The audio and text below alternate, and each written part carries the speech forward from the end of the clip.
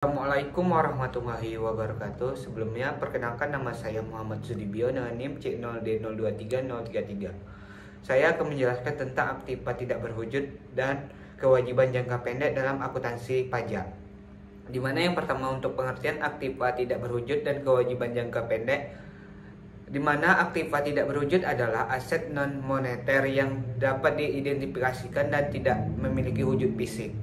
Menurut Agus dan Trisnawati tahun 2014, aktiva tidak berwujud meliputi hak paten, hak cipta, hak merek, dagang, goodwill, franchise, dan aset tidak berwujud lainnya yang memberikan manfaat ekonomis bagi perusahaan dalam jangka waktu lebih dari 1 tahun. Berikutnya, kewajiban jangka pendek adalah kewajiban yang diperkirakan akan dibayar atau diselesaikan dalam waktu 1 tahun atau 1 siklus operasi normal perusahaan. Mana yang lebih panjang? Jenis kewajiban jangka pendek meliputi utang usaha, utang pajak, utang dividen, pendapatan diterima di muka, dan beban yang masih harus dibayar yang jatuh tempo dalam waktu kurang dari 1 tahun. Berikutnya ada pelakuan perpajakan terhadap aktiva tidak berwujud, di mana yaitu yang pertama pengakuan dan pengukuhan aktiva tidak berwujud. Dalam akuntansi pajak, aktiva tidak berwujud diakui jika memenuhi kriteria yang pertama, yaitu kemungkinan besar manfaat ekonomi masa depan akan mengalir ke perusahaan. Kedua, biaya perolehan aset dapat diukur dengan andal. Ketiga, aset dapat diidentifikasi secara terpisah. Pengukuran awal aktiva tidak berwujud dilakukan berdasarkan biaya perolehan yang mencakup harga beli, termasuk bea masuk dan pajak pembelian yang tidak dapat dikreditkan, dan biaya-biaya yang dapat diatribusikan secara langsung dalam mempersiapkan aset tersebut untuk digunakan. B. Ada amortisasi aktiva berwujud. Menurut ketentuan perpajakan di Indonesia, aktiva tidak berwujud diamortisasikan dengan metode garis lurus atau metode saldo menurun dengan kelompok masa manfaat sebagai berikut, yaitu kelompok pertama 4 tahun, kelompok 2 8 tahun, kelompok 3 selama 16 tahun, kelompok 4 20 tahun. Berikutnya ada jenis-jenis aktiva tidak berwujud dan pelakuan perpajakan. Yang pertama ada goodwill, kedua ada hak atas tanah, ketiga ada paten, merek dagang, dan hak cipta. Keempat ada garansi lunak komputer, kelima ada franchise dan lisensi. Berikutnya perbedaan pelakuan akuntansi komersial dan akuntansi pajak. Perbedaan utama antara pelakuan akuntansi komersial dan akuntansi pajak terhadap aktiva tidak berwujud meliputi yang pertama ada masa amortisasi, kedua ada metode amortisasi, ketiga ada pengakuan biaya penelitian dan pengembangan, keempat ada aktiva tidak berwujud dengan masa manfaat tidak terbatas.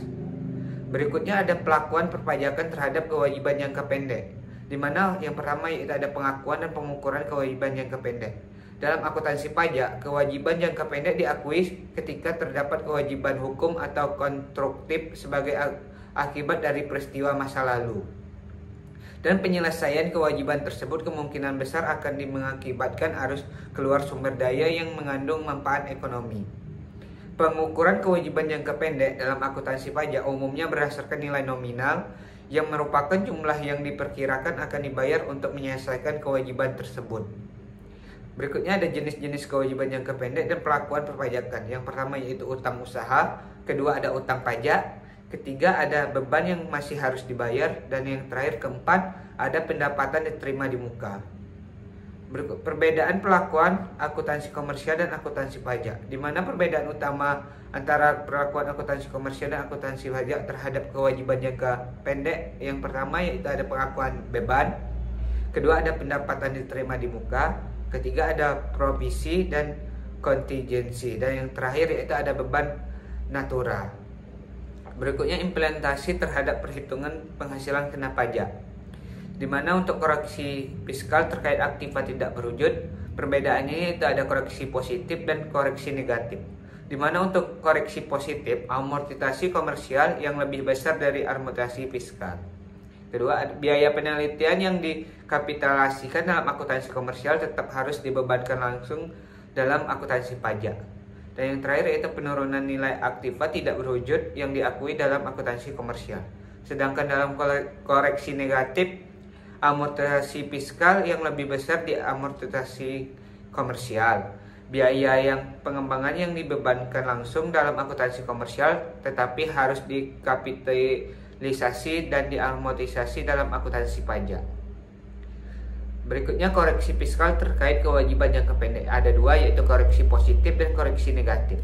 Dimana untuk koreksi positifnya yaitu beban aktual yang belum memenuhi syarat definite. Kedua, ada provisi yang belum terrealisasi. Ketiga, ada beban natura yang tidak dapat menjadi pengurangan penghasilan bruto. Dan yang terakhir ada denda, pajak dan sanksi administrasi. Sedangkan dalam koreksi negatifnya ada pendapatan diterima di muka yang telah diakui sebagai penghasilan dalam akuntansi komersial tetapi belum diakui dalam akuntansi pajak. Beban yang telah dibayar dan memenuhi syarat sebagai pengurang penghasilan bruto tetapi belum diakui dalam akuntansi komersial. Berikutnya perencanaan pajak terkait aktiva tidak berwujud dan kewajiban jangka pendek. Yang pertama yaitu ada memilih metode amortisasi yang tepat, di mana wajib pajak dapat memilih metode amortisasi yang paling menguntungkan, seperti metode saldo menurun untuk memperoleh manfaat pajak yang lebih besar di awal masa manfaat aset. Kedua, ada mempertimbangkan waktu perolehan aktiva tidak berwujud, di mana perencanaan waktu perolehan aktiva tidak berwujud dapat mempengaruhi besarnya amortisasi yang dapat diklaim dalam suatu tahun pajak. Ketiga, yaitu ada memperhatikan prinsip definite dalam pelakuan beban, di mana wajib pajak harus memastikan bahwa beban aktual telah memenuhi syarat definite agar dapat menjadi pengurangan penghasilan bruto. Dan yang terakhir, keempat, yaitu harus mempertimbangkan perbedaan pengakuan pendapatan diterima di muka. Maksudnya, wajib pajak dapat merencanakan waktu penerimaan pendapatan di muka untuk mengoptimalkan beban pajak. Sekianlah hasil presentasi dari saya. Jika ada salah kata saya mohon maaf. Saya akhiri. Wassalamualaikum warahmatullahi wabarakatuh.